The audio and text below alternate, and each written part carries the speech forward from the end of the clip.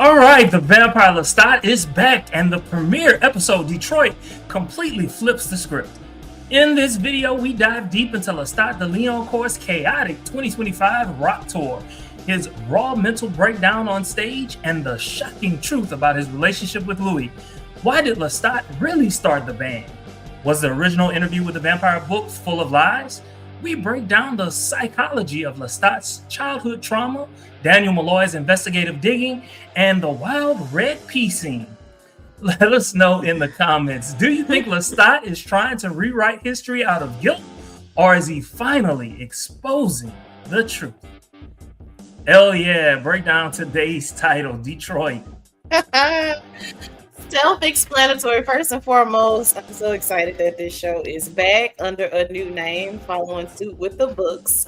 But Detroit is just that, where Lestat kind of has this awakening for himself in the city of Detroit. So super excited. Didn't know it goes down in the D like this, but here we are. We are here.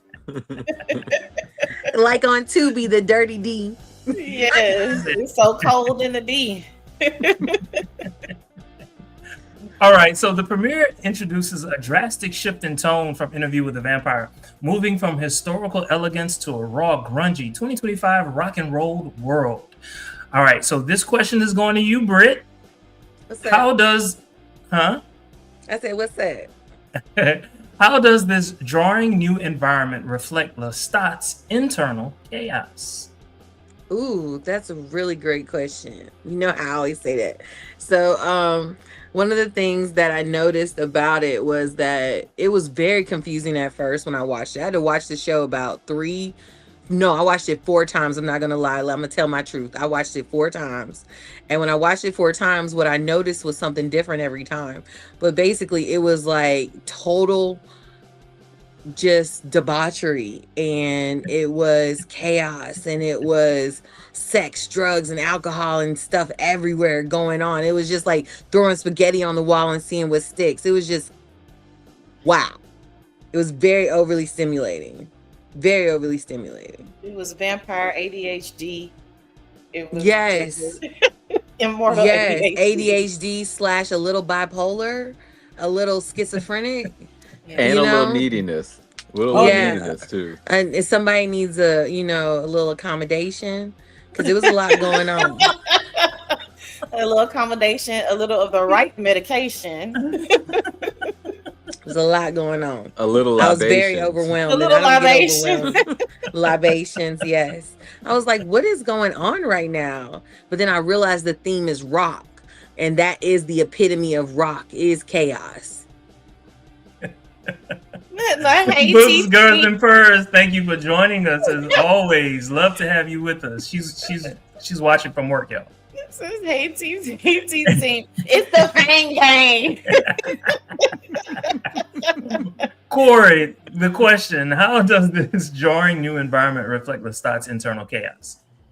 So I think, and I echo what Britt said. Like when it first started, I was like, "What in the hell is going on?" I had to rewind it a couple times and rewatch it, start over, refocus, because it was such a different take on the beginning of this season compared to other seasons. Right? Other seasons, it was a nice lull or a drawl, so to speak, in the way and the cadence in which Louis would narrate, certain scenes, and it was none of that. It was chaos. It was hard hitting. It was fast. It was fast talking. Right, everything is just combining, but it was great all at the same time. And it basically just says that Lestat is kind of going through. Right, he's trying to figure out who he is. He's fighting, the book allegations. Right, he's trying to. He claimed that it's basically his version.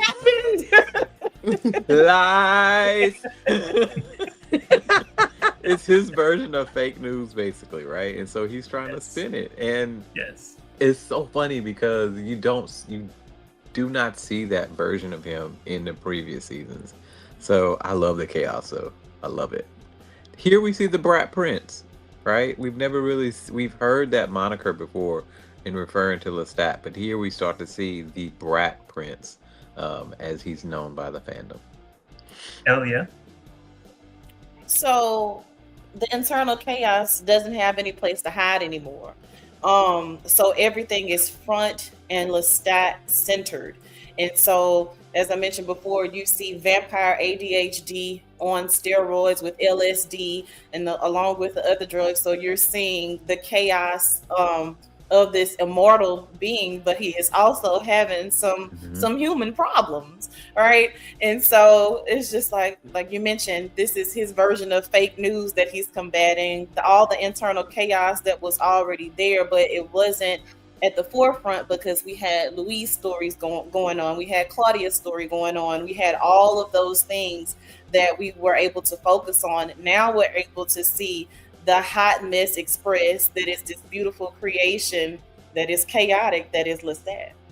Very I well like the way you put. said that. Yeah. Yeah. The wordsmith. That's my man, Yes. my man, my man. Okay. So Corey, is his rock persona just a new layer of armor, or is it his truest form? I don't think it's his truest form. I think it is an iteration of where he is now, with and how he's handling all the things, right? Because in this version, he's really kind of fighting against the world knowing about him, about vampires, et cetera, et cetera. And I think he finally accepts it at some point in this episode, which is why he's wanting to combat the allegations. And he's just like, basically gets to a point, I think, where he's like, "Well, fuck it, And I don't think that this is his truest form. I think he's somewhere in between chaos and um chaos and king, so to speak, or chaos and prince, if that makes sense. Hell yeah.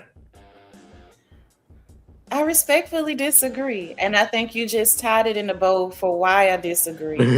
I think, well, no, seriously, I think the chaos and king is part of why this is his truest form, because that's who he is. He's chaos and he's king. He's all of these things wrapped in one, and because of all the things that he's experienced, that he's not really been able to deal with, this rock star and just letting it all hang out, and bringing it to this new era of 2025 with all the things. I feel like this is one of his truest forms, as opposed to another armor, because it's chaos and it is king. So I think it's a little bit of of his truest form.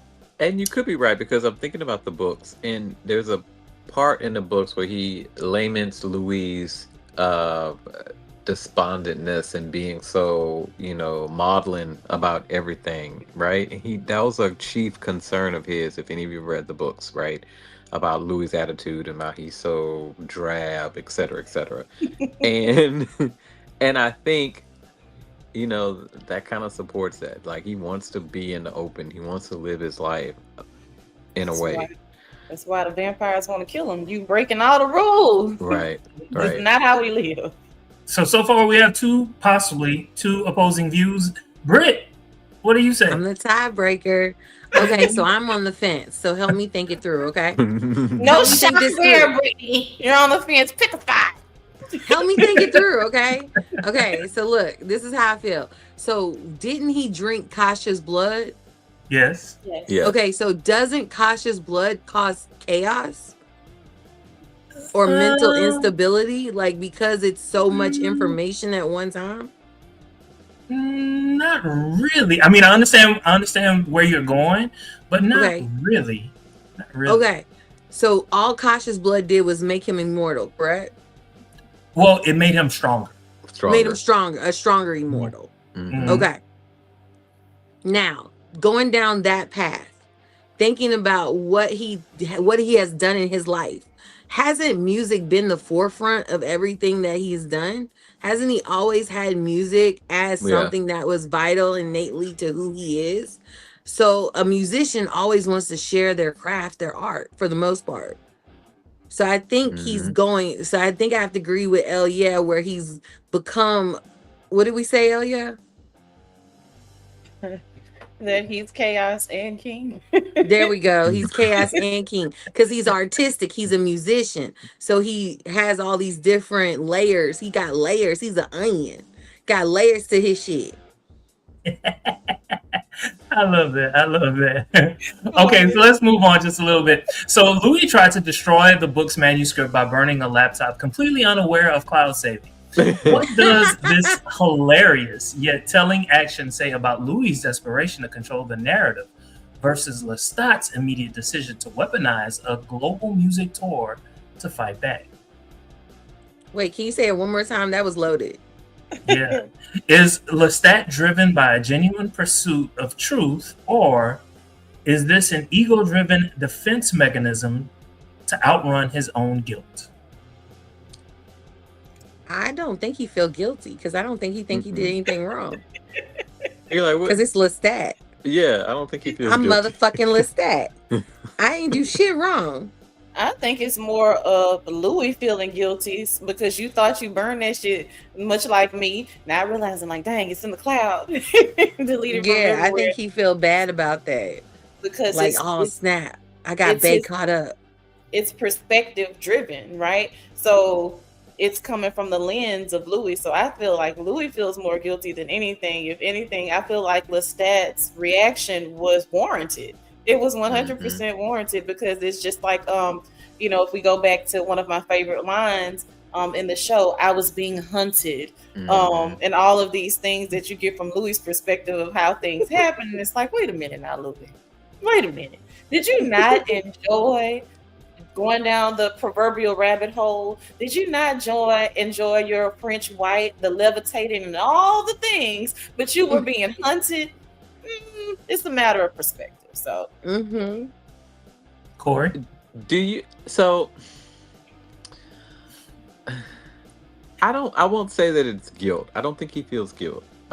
I will say that I think that he has a little bit of remorse, so to speak, about how things all played out. Because ultimately he's by himself in Detroit, right? He's remaking, he's redoing, he's coming into his own again, so to speak. But I do believe that there's a piece of him, and this ties back to the end of the last season and even some of the flashbacks and clips that they showed when Claudia was being burnt and the look on his face and et cetera, et cetera. There is a bit of remorse that's kind of underlying all of this. So, and even the conversations between he and Louis, you could still see that there's something there, right? They want, I don't think they ever kind of, I don't remember if they're in game or not. I don't believe, but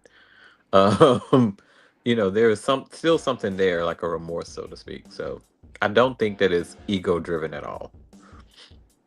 Okay. All right. Next question. We're gonna go to Corey. What does this hilarious yet telling action say about Louis' desperation to control the narrative versus Lestat's immediate decision to weaponize a global music tour to fight back?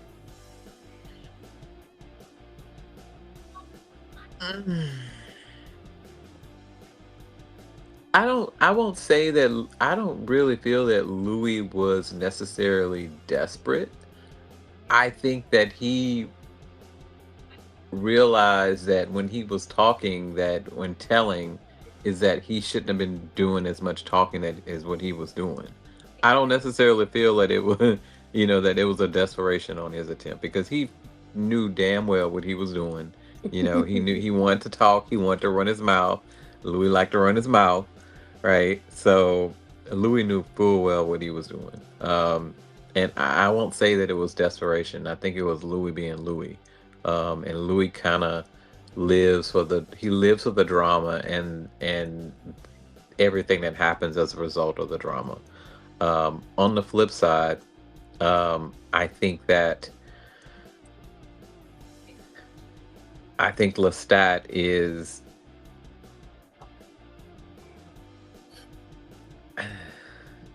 I think Lestat's decision to use music is his best way to confront and control and express all the feelings that he feels as a result of the betrayal of Louis. Interesting. Hell yeah. So This Louis, question is so meaty. It's so meaty. so we love the meat. All right, let's get to it. Meat. So I think Louis was 100% desperate to control the narrative. You went and sought out Daniel Molloy after all this time. And so because you're immortal, you've had all this time to deal with it, to process it, to write, to rewrite, to revamp, so to speak, all of these things in your head to where, you know, you have the recordings on the tape that were incomplete. So you sought out Daniel Molloy so you can get ahead of the narrative and spin it in your own way. I love Louis, but it was 100% a desperate attempt to get his side of the story out from his vantage point, because for all we know, Lestat may not even have been interested or whatever in even seeing the book, but it blew up. It did. I don't think anybody expected the book to go as far as it did. So now you got to kind of crawfish out of this shit, Louis, and be like, well, nobody's really gonna. Yeah, they're reading it. They're reading it. It's blown up in the human world as well as the vampire world. So 100%, he wanted to control the narrative simply because it shows. Because you went and found this man who was one of arguably the best storytellers on the planet to get the story out, so it's very believable. And then Lestat and true Lestat, Brett, Prince, all of the things form. Okay, you're gonna expose me? Well, I'm going on tour, bitch. I'm going on tour. I am gonna do an expose of the vampire world, but of course I'm gonna be at the forefront.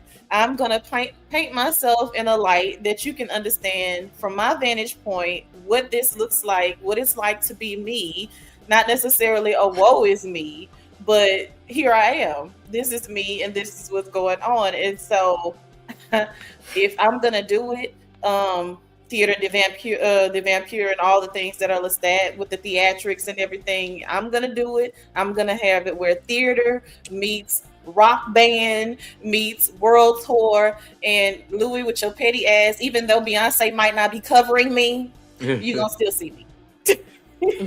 So I agree with you, but I don't feel that Louis knew what he was doing. Yes, when he was trying to cover up, and try to walk it back, right? He definitely knew what he was doing. But in the moment of him talking to Daniel, in last season, right? I don't feel like it was malicious when he was actually talking to Daniel. He was just trying to express and tell his story, right? Yeah, no malice. Yeah, right. At the time, but now in present day, with him not telling him, and he knew for a month, that obviously he ain't gonna know. He's so far into his own stuff, he ain't gonna know that the book out. Because he arrogant. He ain't got time for this. He got time for this. He vain. He don't care nothing about all this. I do think it was desperate because Louis wanted to talk. Louis wanted to get it all out there. So I agree with you. I 100% don't think it was a malicious or a big fat F you to Lestat. I don't think. No, he wanted to talk. He wanted a therapist. He wanted a therapist. Story. To deal with him and Armand's bullshit. Yes, Armand and his bullshit. Yes, to that. I still don't like him. I don't care what you say. I can't stand Armand. I can't stand Armand. That's really a fine man, but I can't stand him. I ain't gonna say he's fine, but he's something. So, Britt, I don't know if you have any thoughts about that, or you heard your thoughts. I heard most of my thoughts, but this one little part I wanted to add was that I really think Lestat was trying to speak his truth in terms of going on tour. I think that he's like, oh, Louis spoke his truth. Okay, now it's my turn to speak my truth because I need the world to hear me because I have something to say. I'm motherfucking Lestat. All right, so this is where I'm gonna come in. Well, first, let's go to Books, Girls, and Purrs, and then I'm gonna give my thoughts. She says, I don't know, 1973 Daniel might say different. Louis did meet him twice to tell his story. He just didn't anticipate talking to Lestat before the book came out. So yes, that's basically where I was gonna go. So yeah, no doubt. Louis was trying to hide the situation. He basically thought, one of y'all said it. He basically thought that Lestat wouldn't see the book because Lestat is Lestat. He wouldn't see the book. But to the second point, it was something that I said in one of the previous seasons. Lestat and Louis had kind of sort of reconciled by this point, sort of, because of other things. Anyway, and so what Lestat was thinking was, in addition to me telling my own story, I need to protect Louis because I do have the blood of Akasha. And if somebody's gonna mess with somebody, let the focal point be me, so they'll forget all about Louis. Right. And which actually happens, which basically for the most part. Yeah. So allegedly arcane. Oh, okay, all right. Ahmad was sexy. Yep. All right, so let's move. So Daniel Molloy is back, acting as a top-shelf investigative journalist, documentarian. He repeatedly presses Lestat about whether he was a stutterer as a child. Why is Daniel so hyper-fixated on this specific detail? And how does this childhood stuttering connect to Lestat's deep-seated fear of negative evaluation? Let's start with Elia. So I love how he presses him, right? And because Lestat is a master manipulator, right? We can get around the question, but it keeps going back to it. At first, I was like, why? Of course, we know if something is repeated, it's important. So I think he's pressing him to kind of deal with how it all began with their childhood trauma. And so because Lestat is so just grandiose how he presents what happened in your childhood, what is it with imperfections or criticism that you're not willing to deal with, you don't handle very well, and you go on the defense in order to distract away from what exactly is going on with you internally. So I think it's definitely very strategic, to try to get a gauge of how it all began with Lestat. Brent? So I agree with a lot of what Elia said, but I also wanted to add a point that one of the things that kind of stood out to me was that he was funneling him down like in a sales tactic, where he was trying to see like, okay, if I funnel you down here, where is this conversation going to go? Okay, this is where it's going to go. All right, well, let me reverse it a little bit. What about when your band came together at Halloween? Let me backtrack a little bit because I done poked the bear. And then let me come back to it a little later on and see what was going to happen. So that was interesting that Daniel played that manipulative role like that. And it's also it's the same thing that he did to Louis and Armand when they interviewed together. It's his way of kind of getting in between the greases, so to speak, and really sussing out what the truth is, even if you don't want to tell it. He gonna get it out of him. We gonna get it. We gonna get it to the meat of it at some point. But it's his own unique brand that, I think is very interesting that they continue to use him in this way, which is, I think, a little bit different than what I don't even think the books kind of handle his character the same way. I think it's no, not. I don't think he exists. I don't think. Yeah. Well, in this book, yes, but, he does. Yeah. It's interesting. I related it to his childhood stuttering because people who stutter tend to have a whole lot of guilt. And I think that was the connection that Daniel was driving towards. I'm not certain about that. It's just me thinking, I have these strange thoughts. All right. When confronted with his past, Lestat deflects by bringing up Daniel's own transformational trauma, which Daniel denies having. Looking at their dynamic, is Daniel using his camera and journalistic detachment as a shield to avoid looking at his own transition into a vampire? Yes. Expound. Yes. He's so focused on, because think about it. Like, I don't know the amount of time that's passed. I can't recall the amount of time that's passed between season 2 and season 3. I want But to say 2 years.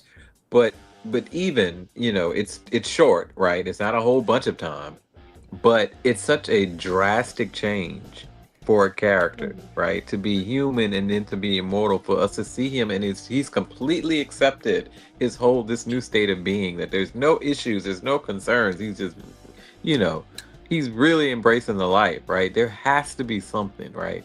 And I just don't feel that we got to the meat of why he really wanted to, I'm not necessarily transition, but transform into this new state of being. We never really got that. We got a base of why, right? A idea, but we never really got to the meat of why Daniel really wanted to be a vampire, other than, his illness, so to speak, right? But there has to be more there, because he's such a complex person. And I think that because of that, because of the illness, because of leaving his human family behind and all those things, there has to be some sort of feelings or some sort of trauma or something that needs to be addressed as a result of it. You can't just walk away from your life and everything that you knew and act as though nothing happened, right? Whether we see him be, super, exuberant about the change and really leaning into being a vampire, which we haven't seen, as a result of the happiness or the joy that he feels because he's no longer bound by, the human life, or having some sort of visceral reaction like Louis did, right? And being despondent over his transformation. Britt? I love what Corey had to say just now, because what it popped up in my mind was when Louis first met Daniel and that trauma that he went through, and how it was probably intriguing to him, but yet scary. And he wanted to go down that rabbit hole and see what life could be like if he actually was turned. You know how people trauma bond with their abuser. So I'm like, ooh, I wonder if that's what happened. So that's an interesting way of thinking about it. Elia? I think this is right on brand for Daniel, because he uses his journalistic armor to often escape his true feelings, his true trauma. Because again, like when he wants to be turned into a vampire, he's escaping the fact that he's arguably homosexual. He's escaping the fact that his own life is messed up, and this is when he's human. So the fact that he transitions into a vampire and doesn't look back, to me, this is right on brand for him. It's a total deflection, because if I can, and to me, arguably, isn't that just journalists or people who are getting paid to be nosy? Isn't it a license to escape your own bull crap and just get into someone else's? Because I don't have to focus on what's going with me if I'm hyper focused on what's going on with someone else. And so that's arguably for me why Daniel is so amazing at what he does. He knows how to poke the bear. He knows how to get to the root of what is really going on, the ultimate chaos, because he's asking the tough questions, because it's relevant to who he is as a person, but he doesn't have to deal with him if he's hyper focused on dealing with someone else. So this is right on brand with him not dealing with the transition into being a vampire, because if I can do this expose or what have you with Lestat, or get into the deep things that are going on with Louis, I don't have to deal with me. So allegedly Arcane said, and he had time to think about it before he was turned. Everybody else didn't really have time to think about it. I love that. That is good. True. That is good. All right, so let's move. Lestat talks about how humanity has quickly moved on to automation and algorithmic lifestyles, making human life feel arbitrary. He claims facts are irrelevant. Feels are everything. As a 265-year-old being, is Lestat's worldview an accurate assessment of modern nihilism, or is he just projecting his own internal emptiness? I think it's honestly what he's seen on social media, because that's exactly what social media and TV, the media outlets actually do, is invoke some type of emotion so that way you can have a reaction.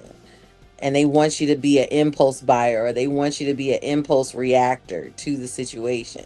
They don't want you to necessarily think about it. They want you to feel and react from your feelings.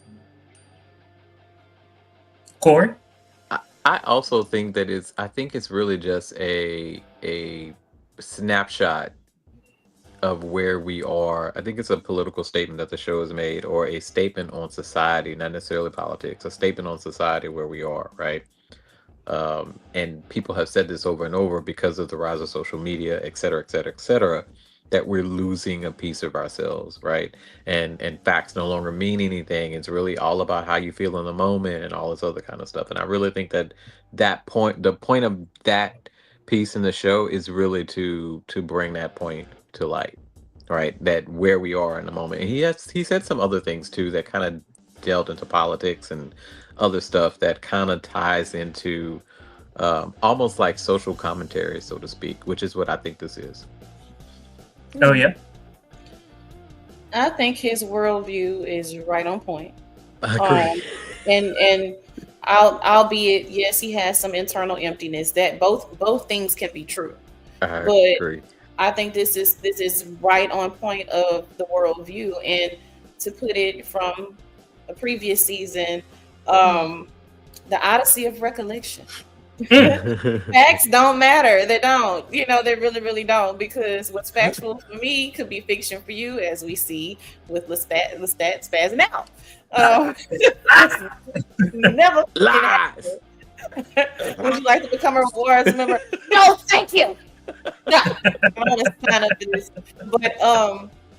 but I would agree. Like, intrinsically, people don't know how to think for real. It's just all the feels in the moment, and it's very fleeting. So, I would agree with his worldview. Accurately. I went already. Oh, okay. My bad. I'm so sorry. Jermaine? Let's take so I think it was Corey.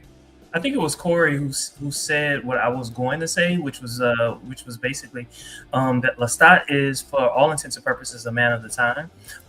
Wherever things like, okay, this is where society is. This is where I'm going to be. He tries to fit in as much as possible. And so him saying what he said, he was really just reflecting what he believed the times to be.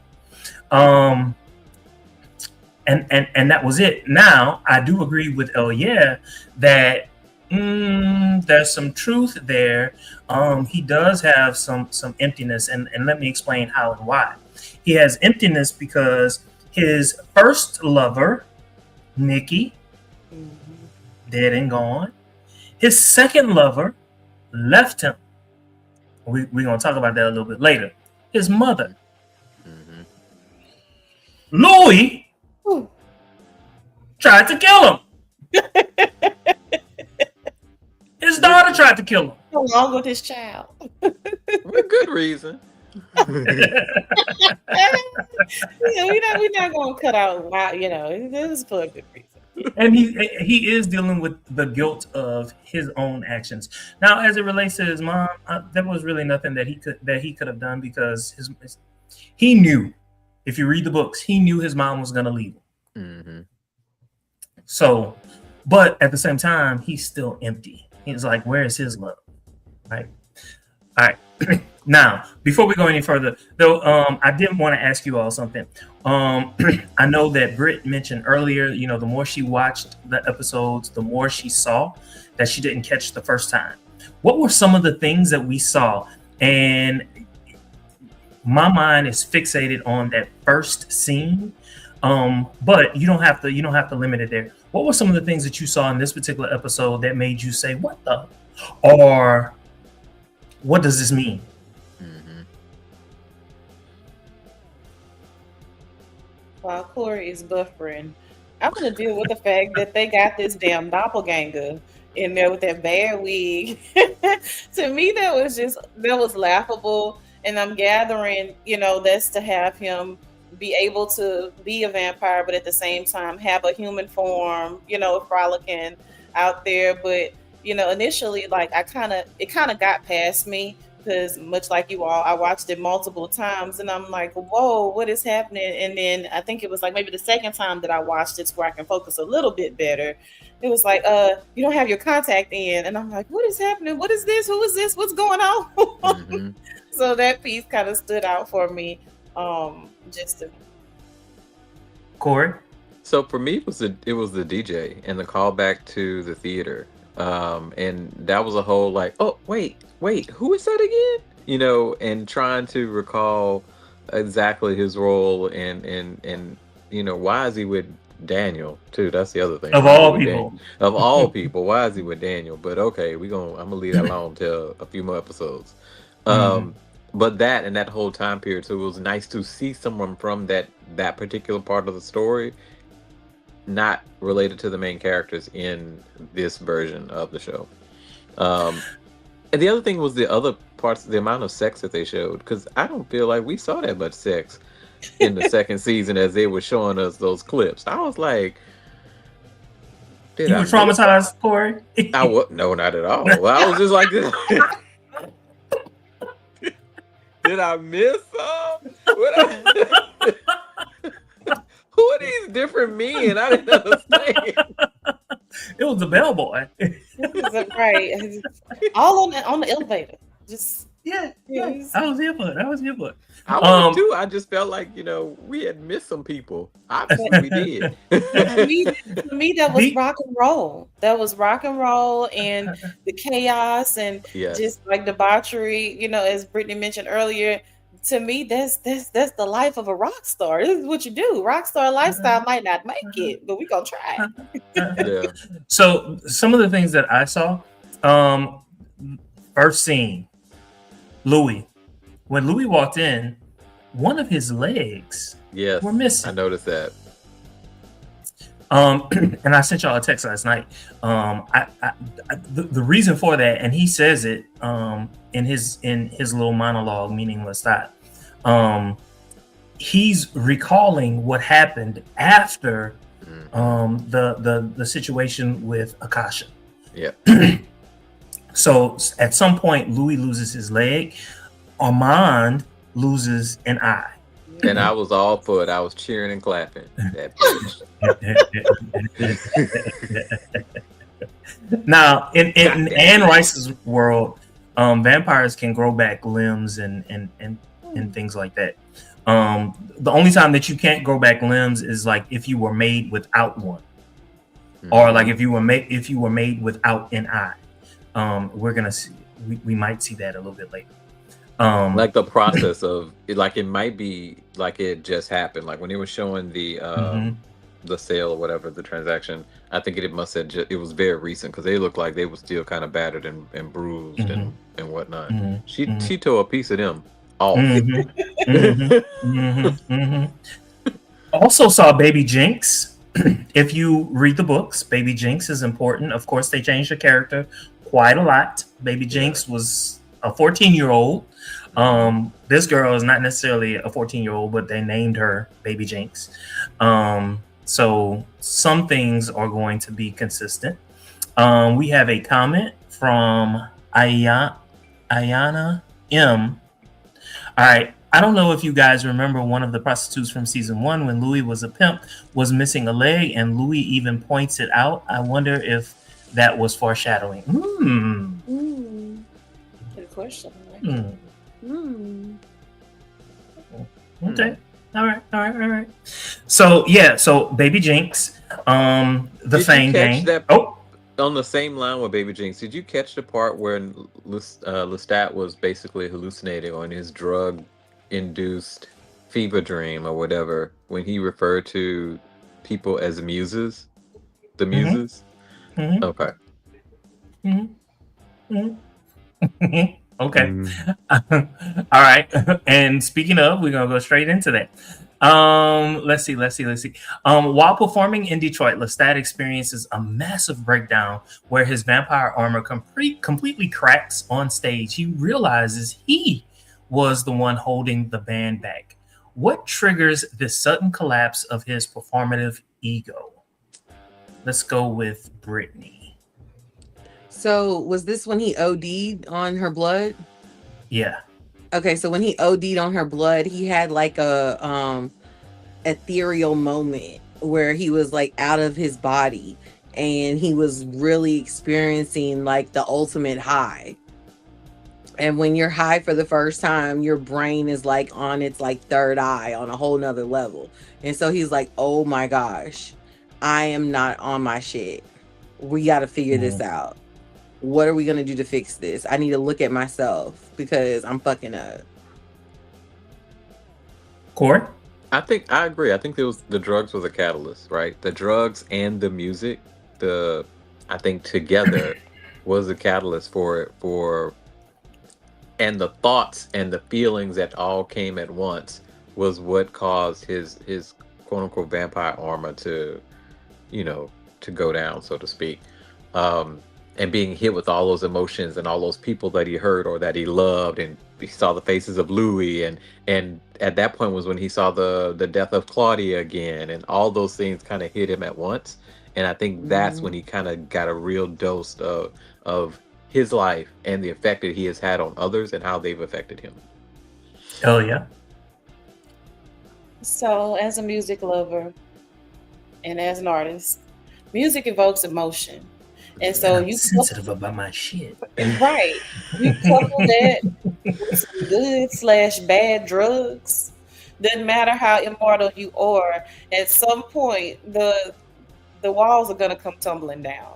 And I think in that moment he thinks he's battling his guitarist and like, no, I wanted you to have this instrument instead, and then he's having this solo, and oh my god, he starts flipping out like he's trying to one up me, but not realizing you're not battling with him. So once those drugs kicking in and this overwhelming amount of music, the way that y'all are playing, it becomes spiritual in a sense. And so I think that just kind of stops him in his tracks because you've reached the height of it. Because if you notice, like the pitch of the music, it's constantly going up, and he really in essence wants to rip off the head of his own bandmate, but realizes, whoa, he's not the problem, it's me, wait a minute. So I just think it was just a huge climax so to speak. And that kind of just gets him to stand back and be like, whoa, this me. This is me. But yeah, I think that spiritual moment with the drugs and the music just kind of all tied it in a nice little bow for him. So I've heard what everyone has said. I'm going to say something that maybe you all don't want to hear right now, but I'm going to say it. None of the above. Say more. It's something far worse. It's a Kasha.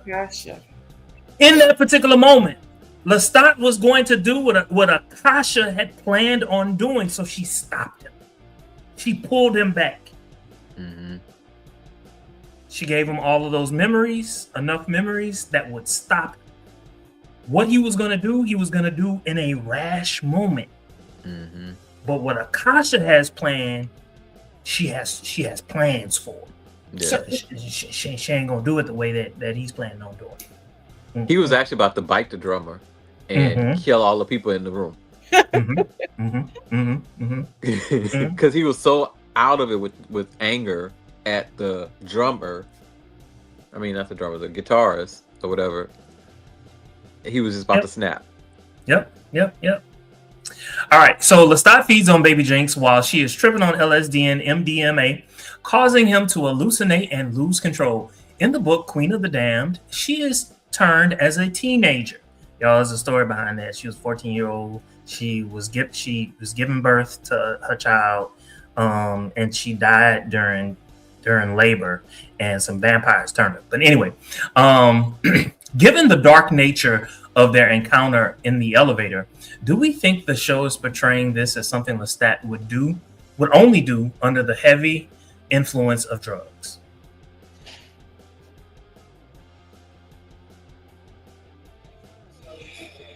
Let's go to Elia.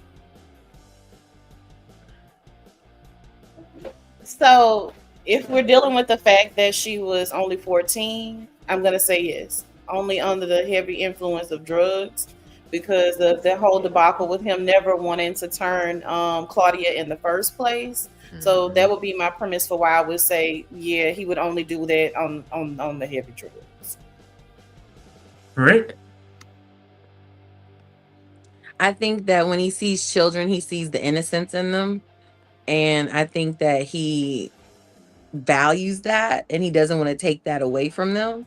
He wants to wait for them to grow up and then go from there. So I don't think he would violate her in that way because she is still a child. Corey? Yeah, I agree. And just based off of the experience with Claudia and the trauma that was that whole experience, I don't think that he would do that again. That's why I don't think that, and we kind of feel that she's of age. She's at least like 18 or 19 in this, but she's still younger, right? Mm-hmm. So old enough to get married. Oh. Old enough to get married. Anyway, so my next question is going to Corey because he mentioned it. During the drug feud trip, Lestat sees muses and a floating girl on the ceiling. Why does Lestat's subconscious express his guilt and history through hallucinations of people he has wronged or loved? I think I kind of feel like it's because of he's an ancient vampire and his classical knowledge. I think that's the way that he perceives it and he will understand it. And that's the way that most makes sense to him, right? To see that muse experience, quote unquote, right? And it kind of it alludes to Greek tragedy in a way, kind of, sort of. Are we certain that they aren't muses? I don't know. Right. So, I mean, anything is possible. But I think that's why that comes into play. I think that's the way that relates to him the most. Britt? Ask the question one more time. My dog was coughing. I couldn't hear you. I'm sorry. Sure.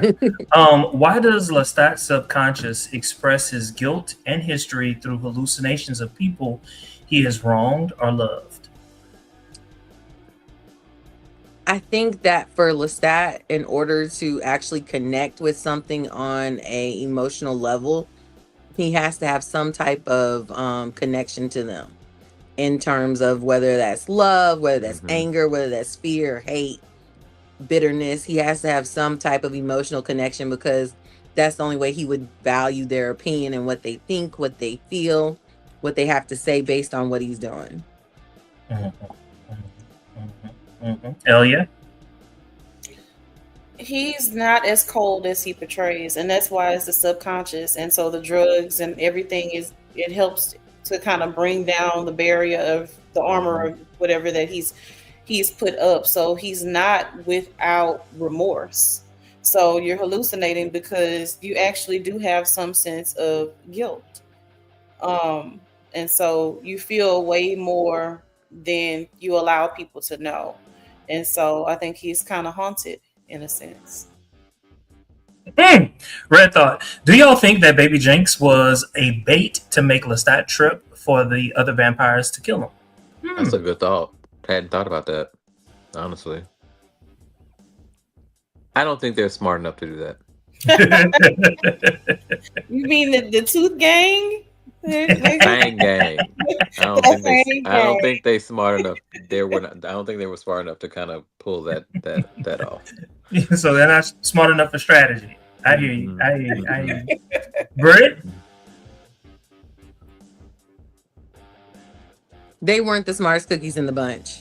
So no, it was pretty bad. It was very comedic. That was one of the funnier parts of the show. No. Elia? The way that it played out, I can see why one would think that, though, because literally right when they get off the elevator, she's like, "Oh, by the way, I'm getting married," and she scampers off. So, yeah. Call Maybe back to first season. Maybe Bruce was behind that. What are your thoughts, Bruce? the one that attacked Claudia. Mm-hmm. Nah, I think Bruce is dead and gone. gone. He gone. Mm-hmm. Everybody else that died in the theater, he with them, with the ancestors. Some kind of That's way, right. huh? Some kind of way. Okay, all right. Let's talk about the infamous red pea scene in the Detroit men's room. Lestat uses this moment to explicitly correct the editorial wags of the book, confirming that vampires do pee. Why does the show emphasize such a raw taboo bodily function right before Lestat is confronted by the local Fang Gang coven? I think it's because in Anne's book she talks about them and their bodily function. So I don't think it's a departure from, from the books, because she even talked about bloody semen, I believe, at one point. Oh my goodness. And they cried tears of blood and all that kind of stuff. I really feel like that's in the books. I'm not gonna say it's not. I'm certain I just overlooked it. Brittany, what are your thoughts? I think that it's really interesting to think about bodily functions because their organs are dead. So But they get erections. but That meat still works. that's a chemical. Yeah, that meat still work. That's a chemical reaction. So I can see that part. That's a chemical That's chemical. I mean electrical. Okay, I can get that. No. It's a lot going on. It's the brain, it's the blood, it's a lot going on. To me it was funny. It was a funny scene. Hilarious. It was the And point yet of at the same time, what he did was he was discounting Louis' telling of his story by mentioning those things. Like, look, he didn't mention that. This is something that should be talked about. I can get drunk. I mean, I can get high, and I can pee. Oh yeah, I cut you off. No, I was saying I was more interested in the fact that you pouring Chardonnay in the urinal to clean it up. Rinse it off. Right, and so this whole display with the Tooth Gang, or Fang Gang, as they're going by, before they ultimately attack him, I just think was a good comic relief before all of that happens, and down to them like saying, "Hey, we're basically inviting you to their coven, and I'm pissing on your idea of me joining your coven." Coven is what happened for me in that scene. I'm figuratively pissing on that idea. Oh yeah, I'll come tomorrow. Tomorrow you're on the road. Yeah, I was trying to be polite. Britt, what are your thoughts? What are your thoughts? She says Lestat isn't as demure as Louis. He wants to be real and straightforward and not tiptoe. What are your thoughts? That's very true. That's Louis is a very lady, true. honey. Yes, Louis is a motherfucking lady. Louis is He a is lady, a lady baby. with pearls, the gloves, the little hat on the side, just the full first lady of the church. Okay, Louis is a Not lady, playing. baby. Y'all ain't gonna do my Louis like that. Y'all ain't gonna do my Louis like that. But allegedly, Arcane also says this. I'm going straight to hell yeah because I think that you would appreciate this. She says, "I was thinking the meat is always hard being a vampire." Listen, So in the books, Anne Rice does talk about how they have a constant. listen, I'm immortal, so why not have this immortal erection? Just why not? Speaking of, did y'all see that scene when he was on stage? Y'all ain't catch it? Mm-mm. Which scene? Oh, if y'all at home and y'all are watching this right now, did y'all catch that scene? He was on stage and then he said, "I'm coming, I'm coming, I'm coming," and then y'all ain't see that? I didn't see that. Y'all need to go back and see it. Yes, in the lyrics, but it's just these are lyrics, but this is really happening in real time. So Demi Johnson says Bruce is called Killer by Claudia, and Baby Jinx is engaged to Killer. Oh. No spoilers, but it's going to be very interesting to see how they play this out. Thank you for that. Okay, right. Okay. I'm shocked. Not shocked. Actually, I like it. I do like a callback to a previous season because it ties everything together. Okay. All right. So let's go. When Lestat is cornered by Ross and the Detroit Regionals, he suffers from severe overconfidence, boasting that the Queen's blood makes him strong enough to take 20 vampires at once. How does his drug-induced state distort his survival instincts? He got hit way too much. Yeah, he was disarmed, 100% disarmed off the drugs. So your performance anxiety, if you will. Just stop with drugs. They are not helping you. He wasn't taking full advantage of his abilities. No, he was by not. any means. I mean, he can fly. Right. Now, well, then he could then too. Though I forgot about that. Okay. Cautious blood with all of these drugs. He has sex legs. He was wobbling, baby. There was a lot. He couldn't walk. Elevator, and he was wearing a corset. Okay, have you ever had on a corset? It's hard to perform in a corset. Okay. Maybe for Halloween. His waist was snatched. Or you saw his waist was snatched. It was snatched. Cinched, baby. It was cinched. You got on satin and a corset. Pick a side. It's too much going on. It is a lot, but we love it. I love it. It was so much happening at one time. I'm gonna have to go back and watch it again because me too. It's a lot. It's a lot. You try to fight. You try to fight in a corset and tell me how successful you are. I can't even walk in heels, much less move in a corset. Come on now.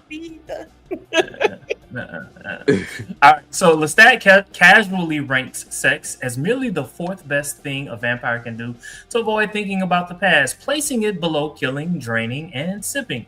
What does this clinical ranking say about his attachment to physical pleasure? It's surprising because considering the amount of sex that he and Louis had and the amount of sex that he has, period, that it would be ranked as low as it is. Oh, yeah. It comes off like it's an afterthought. Right. Yeah. Give me the rankings again, because everything to me, I heard food, sex. I think, right. And I would think that that's appropriate. So maybe I missed the rankings. Food, fucking. To me that tracks. That tracks. Yeah, Corey clutching his pearl. Did I get it wrong? But when you think about it, though, when he wasn't eating, he was fucking. Exactly. So how is the ranking? Or drinking. Also food. How is that ranking wrong? I support this. I don't think that it dims the sex. It's just, to me, it just sounds like a typical Sunday through Saturday. Elena Emmett says Baby Jinx definitely set him up and drugged him. Lestat calls her honey trapping Jinx in the episode, actually.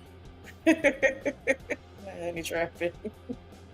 Okay. Yeah, we're really trying to make Jinx and Bruce and all this happen. We're gonna have to put a pin on that, and we're gonna see who's right. Y'all might be right. We're gonna put a pin on that, and we're gonna come back to that because y'all might have me onto something. So, Elia, what do you think about this? Number 4. Just saying, hey, right. I'm okay with the placement. I am food totally one, but food encompasses all those other things. It's the odyssey of recollection, Corey. In perspective is paramount, and facts are irrelevant. He told us that already. He told us that. That's how he feels. It's how you feel. So, next question, same line. All right. Do you think? Do you think that this is some type of coping mechanism for dodging his emotional baggage? Pleasure? Food, sex. Yeah. Yeah. Do you not feel comforted by all those things as a mortal, let alone an immortal? Yeah. It is definitely a coping mechanism. Yeah. And as an immortal, it's on a higher level. Yes. Like, it's Can you deeper. imagine? Yes, and an immortal full of drugs at that. Yes, he's like, what do you do when you OD? Oh, that was funny. He's like, oh, which one of you has OD'd before? Yes, that was hilarious. When I saw Daniel's hand raised, I was like, yeah, that's true. Oh, I don't even know. All of us. Shit. And then he was like, not her, me. Oh my goodness. That was funny. That was hilarious. This whole episode was like hilarious. Yeah. Yes. All right. I need So- an Adderall to watch it. Yeah. I had to watch the after shows just to kind of be like, okay, let me decompress and kind of figure out what it was I just watched. Me too. Well, you know what? I have a question. The very first time that you watched it, did you have the same appreciation for the episode that you had the second, third, fourth time that you watched it? No. No. And why is Because it?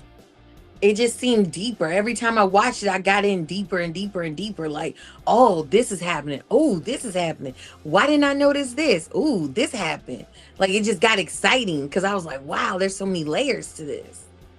I feel like the writing was very intentional, and as a person with attention issues, I could not focus. There were too many things to focus on, and so the Yes. first time that I watched it, I was literally all over the place, and Yeah. so it was like, whoo. And I believe I texted Jermaine. I was like, I don't know how I feel yet. I don't know how I feel yet because it was so much going on, and so I watched it again. I was like, okay. Then I watched it again, of course, the second time, which we'll leave that alone. You know why I was very distracted. But the more that I watched, I was like, okay, this is what's happening. And some of this is intentional. And again, it kind of brings you into that drug-induced world to where you are all over the place. You can't really focus. There's so much happening. So it's like, even if I'm completely sober watching this, I feel high. Yeah. Corey? I have only watched it once. I'm watching the second time probably tomorrow. Okay. Red Thought says chaotic as hell on purpose, I think. I agree with you. I agree with you. I agree Now- with Now, Onyx Crown has been so long. Onyx says about Baby Jinx being in on the set. That could also be why Lestat thought of Louis when he twirled her, not only because of the dance reminding him of Louis, but also his attempted murder. Come on for the callback. I love it. Okay, all right. So let's move. So Lestat admits he would likely be dead without Daniel coming to his rescue during the hallway fight.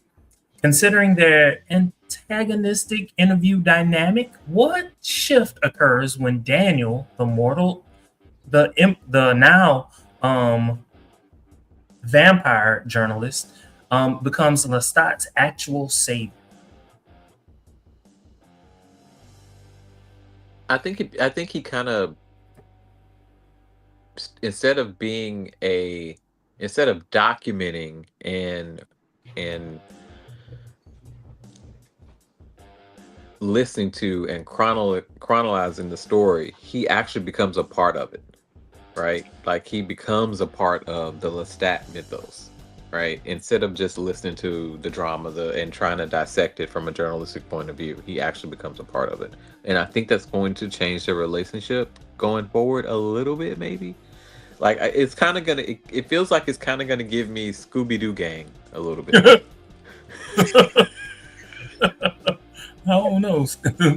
I Yeah, don't know I about don't that. know, Scoob. You know? I know Scooby Doo, but I don't know. I don't know about that.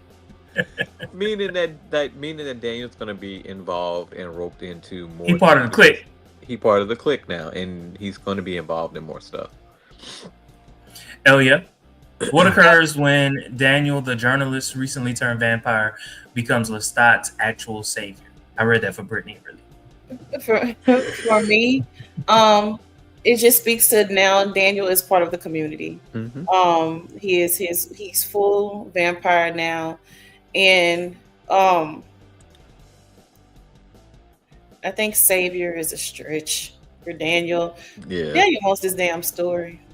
Um, Do you think it's just about the story though? so, huh? For Daniel, do you think the only reason why he saved him was because of the story? Yeah, Well, I wouldn't say the only reason, but I don't think it's the only reason.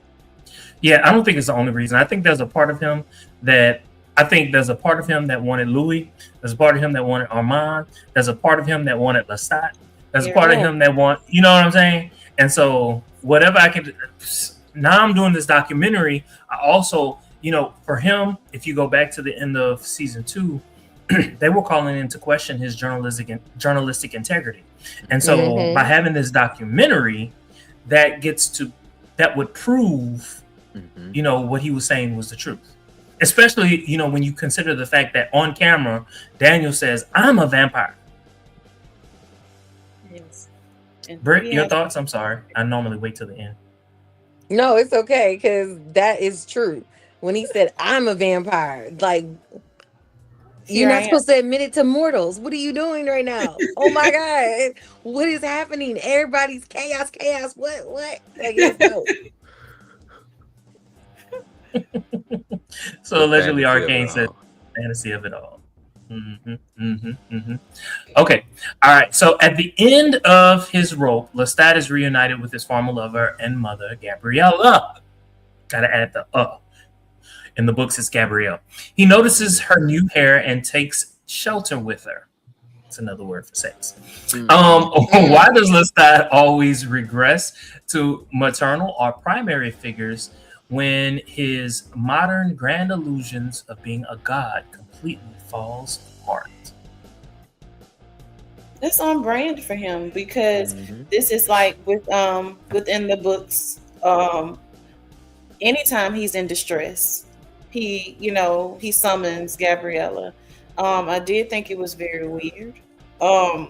This is not gonna be my favorite part of this season. Mother, lover, all the things. But that's a source of comfort for him when he is completely gone off the rails. He summons her. And so I did want to mention, though, they always mention her as kind of androgynous or masculine, those things. So I'm wondering if he mentions loving the look. I don't know if this is a wig that she has on in the show or whatever. And typically she wears male clothing and what have you. But anyway, I'm wondering where they're going to take it with her, kind of completely off base for what you asked. But again, this is normal for him when he's falling apart to want his mother, although it is a completely chaotic relationship. When you saw her, what did you think? What did y'all think? I thought mammy titties. You thought what? I thought Wait, you see it again? Ayanna Van Zandt. Mammy titties. That's what I thought. That's what Why she took it to Ayanna? She took it to Ayanna. A man with titties. Why? Why Ayanna? Because that woman name is Rhonda. It's not Ayanna. She made that shit up. A bloop. A bloop.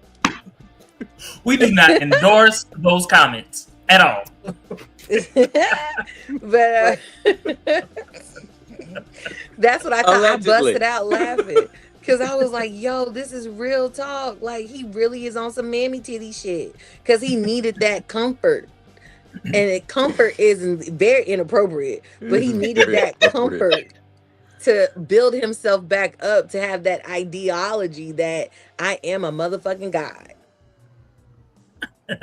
That's what he needs. He needs mammy titties, y'all. Okay, so Elia mentioned, I think it was Elia who mentioned, why did she look the way that she looked? So remember, Gabrielle and Lestat, they have their own history. She knew that he likes her with long hair. If she wasn't meeting him, she would not have kept her hair as long as it was. She just wasn't, right? And she would have come wearing men's clothes. Just that she was in his presence, so therefore she dressed the way that would be pleasing to him. Yeah, so when she tried to cut off that hair, grow back anyway by the end of the night. So Red Thought, is that Red Thought? Red, yeah. Okay. When he says her name, he starts stuttering again. Oh, Lord. Don't forget I didn't the notice that, but I kind of checked out of that whole scene because I knew who she was. It was I so was uncomfortable. totally uninterested. It felt wrong to watch. Yes. I don't like it. I don't like it. He does. He did because he couldn't get her name out at first. It's absolutely accurate.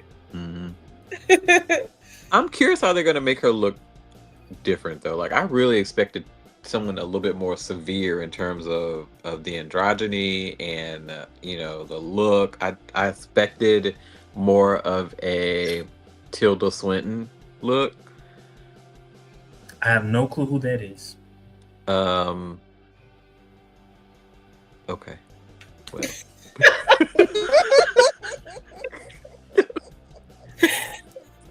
So Red Thought says, after Game of Thrones, they're immune to incest on TV. What are your thoughts about incest on television? Brittany? I think it makes me very uncomfortable.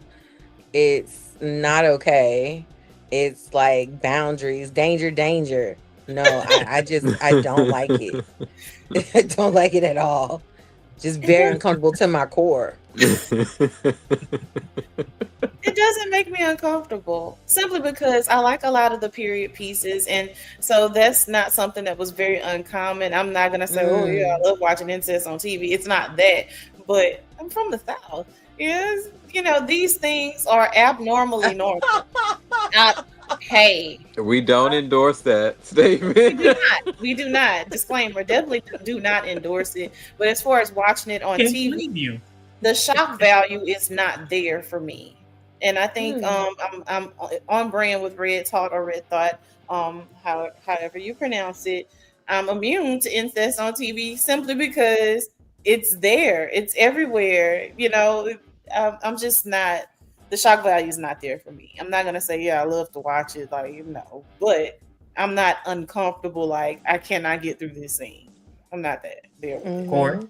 I've read books with it in it, but most of those are read books. I have but most of those are books that are romantasy or male science fiction or whatever, the stepbrother play and that kind of stuff, that sort of thing. So I'm used to it, but it's weird when it's different when it's like a stepbrother as opposed to your mother. We are not supposed to be okay with this. And let me be clear, I'm not saying I am okay with it. No, we're not saying that. I didn't have a problem getting through the scene though. So Ayana Emmett says, point. I think we're meant to be uncomfortable, to be honest. The fact that she causes his stuttering to come back kind of indicates their relationship is meant to be disturbing. Britt, what are your thoughts? I totally agree. Because that makes perfect sense now that she put it like that. Because I'm like, yo, what the fuck is this shit? Like, it was very disturbing. I called Elia, was like, what the fuck? like, I'm so upset right now. I do not like this. And you know me, I'm gonna be devil's or angel's apprentice because there's nothing devilish about me, as opposed to devil's advocate, angel's apprentice. For me, it's like, do we think that they don't see it in that way now that she's been made a vampire by him? That's his fledgling, and so in essence, that's not even his mother anymore. So maybe they just don't see it that way. Again, I'm not saying that it's not cringy or weird, but perhaps, okay, you're hundreds of years old. For it factually, his mother died. She died, or what have you. So maybe they just don't process. She was about to die, but he turned her. She was right. And so maybe for some reason, because there was, at least not that I saw, no mention of her abusing him when he was a child or any type of sex happening between them before he turned her. Unless I'm wrong, I don't remember any mention of that. No, not at all. Mm-hmm. Not at all. Again, it's still cringy. I get it, but maybe they're playing by a different set of rules. I will say this though, Corey, I saw that you were thinking. I know that you were deep in thought. I'm going to try to make this quick. His mother was the only person that he felt any kind of love for at all. Corey, your thoughts? I agree, and I was just gonna say that in the books, and I think even in like some of the things that I've read about the series recently, that's the explanation that modern readers and most people give on the interpretation of the relationship is that it's meant to be a little bit different because they are immortal now, and it's not quite the same thing, so. All right, so I want to go to Elia. I want to hear your thoughts on this. So Books, Girls, and Purrs says, Lestat is disgusted by Armand, but is down for his own mom. So the word disgust for Lestat obviously means nothing because he smashed Armand, he smashed his mama. It's all the same.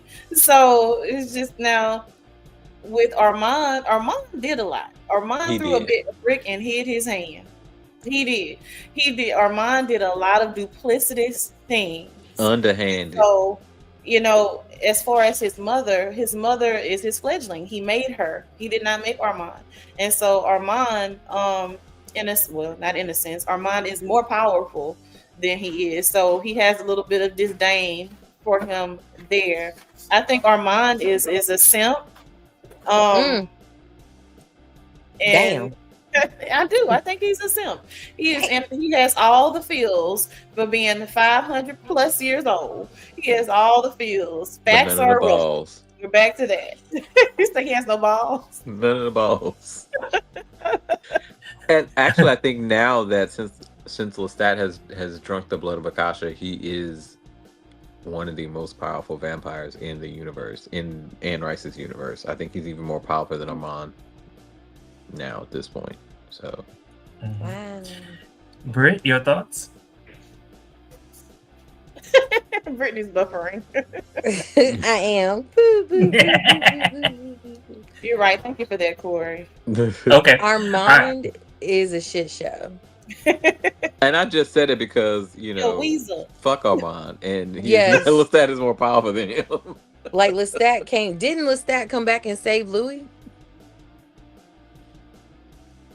I want to make sure I got that right because it's been a while. Yeah. You mean the Mm-hmm. Armand. Okay, but he thought Armand did it. Correct. That's some dirty ass shit to let somebody think that. That is some crooked ass shit. I don't like Armand.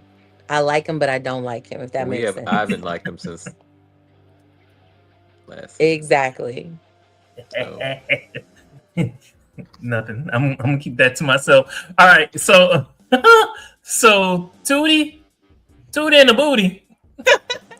I love it. Don't forget the numbers. I need new prescriptions. Man, y'all don't know the half of what Armand got going on. I'd take Gabriella over that any day. Don't want to spoil. He is. Listen, if this is any indication, we already kind of know. It's been a while since I read, and so I.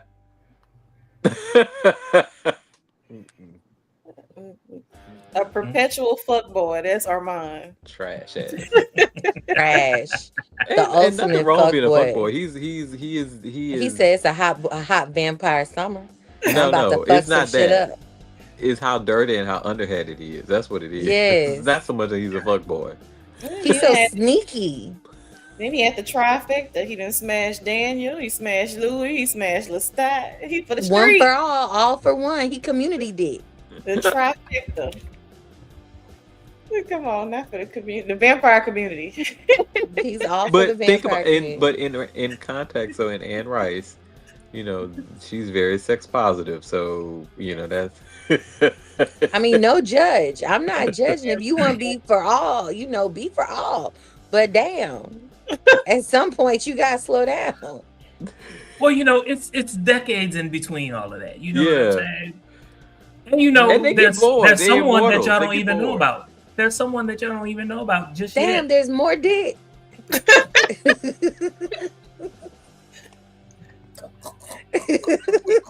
Damn. There's always more. There's Brittany, always- there's always more. And this is Anne Rice.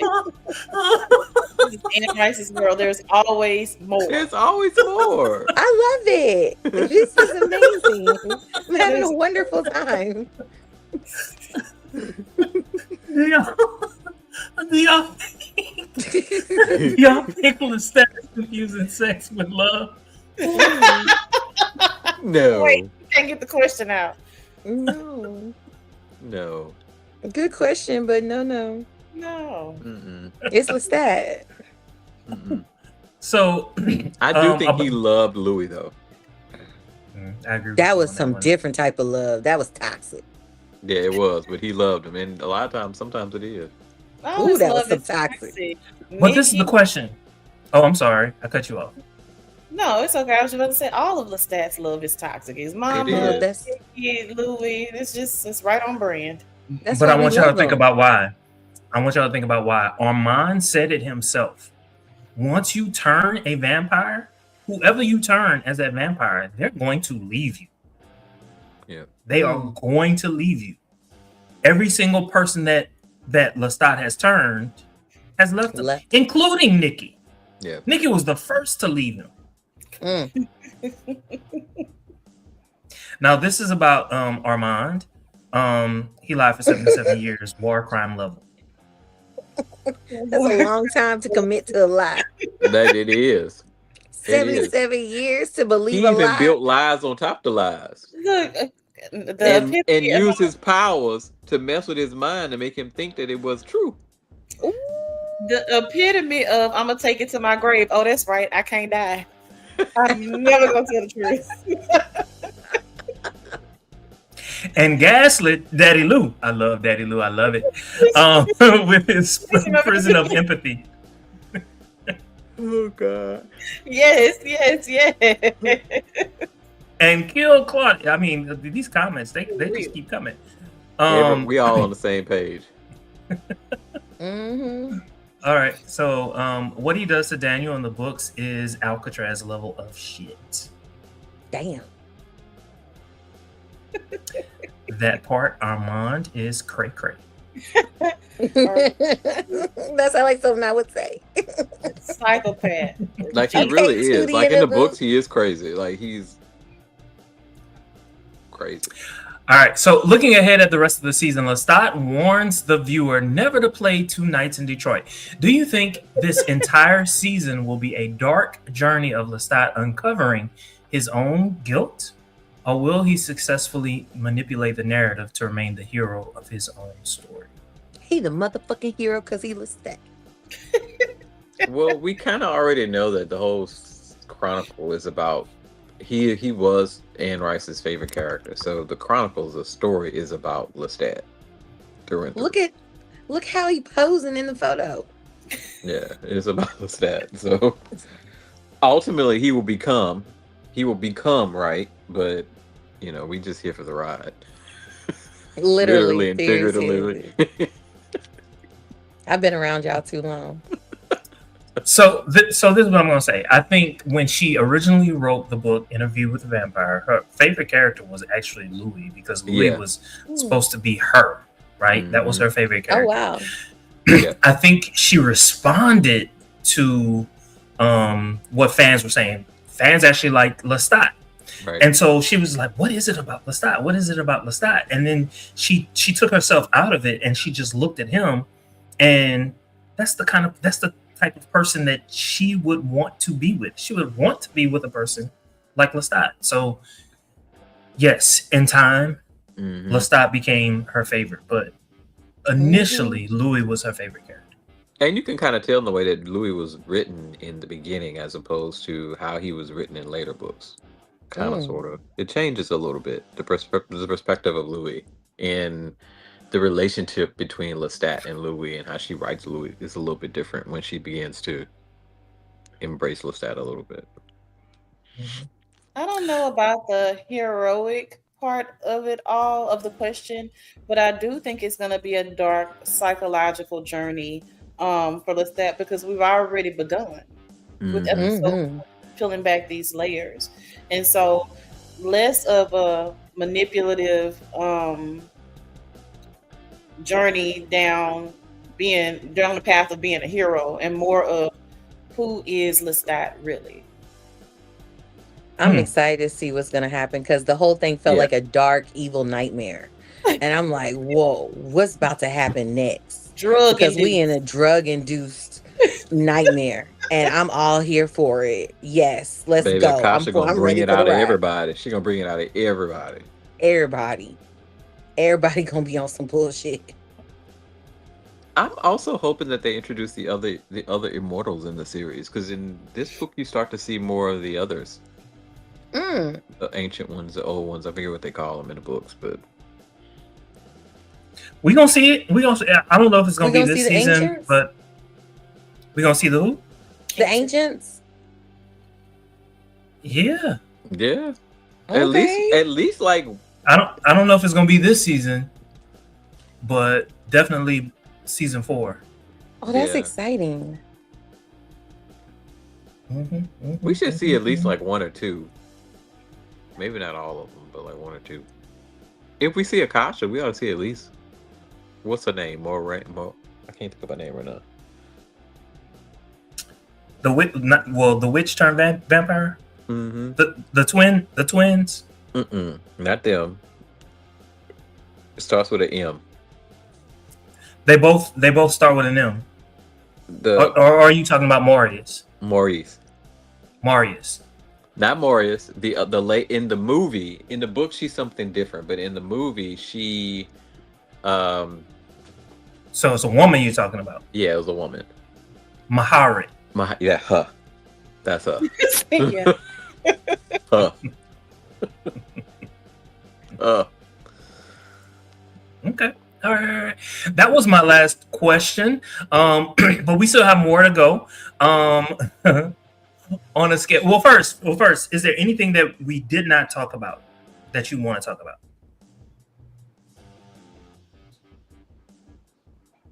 Okay. On a scale of Mayfair to 10, how would you rate this particular episode? We're gonna start with Brittany first. Mayfair to 10, I say this is a 9. I liked Tell us it. why. I really liked it. Okay. So from the very beginning, it piqued my interest, where they had what was the thing with the music box? It was like a music box. And it was all these collections of different things that had to deal with, you know what, bullshit. When they put the little thing on, the record player on, it was like, you are a privileged person if you are listening to this. I said, oh shit, it's about to start. I was all excited because I was like, this is typical Lestat. I love it. I love number it. 5. Yes, from that part, I was hooked. Oh yeah. So I'm gonna go with an 8. We do still have somewhere to go, and if I'm being honest, probably closer to a 7.5 for me, as opposed to 8. Not a bad episode at all. My level of distractibility, there was just a lot, and the fact that I had to watch it multiple times, it's good and bad for me. Like, whoa, okay, what's happening? Obviously that was by design. So not trashing the episode, love the episode. So it's somewhere between a 7.5 and an 8 for me. I'm also very biased. I am in love with Lestat, but not enough to give it a 9 or 10. We're not there yet. There are a lot of pieces that need to be uncovered, and there was so much that they had jam-packed into this this initial episode. Again, not necessarily a bad thing, but we have some ways to go. Nowhere near Mayfair, so I'm gonna hang comfortably between a 7.5 to 8 for this episode. Corey? I'm also gonna say a 7.5 just because coming from last season, it's not the premiere episode that I wanted to see because I wanted to see a little bit more of the blanks filled in and not and Mm. just kind of being at such a loss about what the hell is going on wasn't necessarily what I wanted. But it still held my interest to the point where I'm excited to see what's what's going to happen in the story. So Maybe I gave it an 8.5, and let me tell you why. Gave it an 8.5 because at the very beginning of the episode, they gave me Louis. And Louis he didn't have a leg. And some kind of way, Armand's eye was missing. And then Armand tried to smile at Louis. He just turned his head or something. Yeah. And then the back and forth between Louis and Lestat on FaceTime. Yeah. FaceTime. I thought that was cute. I thought it was cute. Like they had to bring in Louis some kind of way because as a character he was important for the first 2 seasons, and so they brought him in that way, and I thought that was cute, and it reestablished the ties that the two of them had, Mm-hmm. and then the fact that all along you were thinking that he was texting Louis, but he was actually texting Gabrielle. So that was like, ooh, you know what I'm saying? Like, They continue to change Daniel's storyline, and I'm here for it. I'm here for how they're changing Daniel's storyline because they have to change it because things don't fit or didn't fit. So they're changing it, and I like the direction that they're going because Daniel himself, he's an instigator, and he instigates, and I love his instigation. Right, he's a plot device in the show. Really, one of the reasons why I will not give it a 10 is because I'm not gonna lie, the tone threw me off. Like the beginning, I was like, okay, this is what I know, right? And then when it got like real comical and silly and light, it was funny in parts, but at the same time, I was like, what the fuck am I watching? What's going on? I didn't understand it. But the more I watched it, and I was able to catch all the things that I wasn't catching because I was so stuck in my head. Like, this is different. This is different. This is different. There was a lot that I caught. There was a lot that I was able to say, watch out for this. Watch out for that. Watch out for this. And so for me, it was an 8.5. Okay. All right. So we're going to end it there. Thank you all so very much for watching. Don't forget to like, comment, subscribe. Until next time. See you. We've got questions and we know you have answers. So make love to our senses in the comments. Drop them down below.